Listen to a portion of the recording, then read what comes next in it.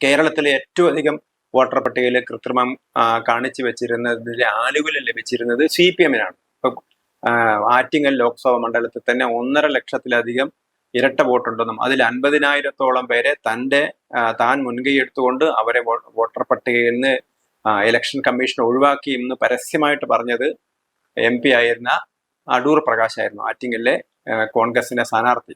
അപ്പം ഇങ്ങനെയുള്ള ഒന്നിലധികം സ്ഥലത്ത് ആളുകൾക്ക് വോട്ടുണ്ടായിരിക്കുക, ഈ ഒരു സ്വാഭാവികമായ പ്രക്രിയയായിട്ട് കേരളത്തിൽ അത് മാറിയിരുന്നു. അപ്പൊ അതൊരു കൃത്രിമത്വം തന്നെയാണ്. ചിലപ്പോൾ അത് ലാഘവത്തോടുകൂടി അല്ലെങ്കിൽ വളരെ ആസൂത്രിതമായി ചെയ്തതാകണമെന്നില്ല, ചിലത് ആസൂത്രിതമായി ചെയ്തതാകാം. ഇപ്പം കർണാടകത്തിലുള്ള ലീഗുകാരൊക്കെ കാസർഗോഡ് പട്ടികയിലുണ്ടെന്ന ആരോപണം BJP ഉയർത്തിയിരുന്നു.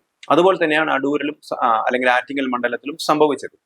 അങ്ങനെ ആറ്റിങ്ങൽ മണ്ഡലത്തിൽ മറ്റ് പല മണ്ഡലങ്ങളിലെ ആളുകൾ വോട്ട് ചെയ്യൂ, അങ്ങനെ ഇരട്ട വോട്ടുണ്ടായി എന്നൊക്കെയാണ് പറയുന്നത്. എന്ത് തന്നെ ആയാലും ആ വോട്ടർ പട്ടികയിൽ നിന്ന് അവരെ ഒഴിവാക്കി എന്ന് ഇലക്ഷൻ കമ്മീഷൻ അത് ചെയ്തു എന്ന് അവകാശപ്പെട്ടതാരാണ്?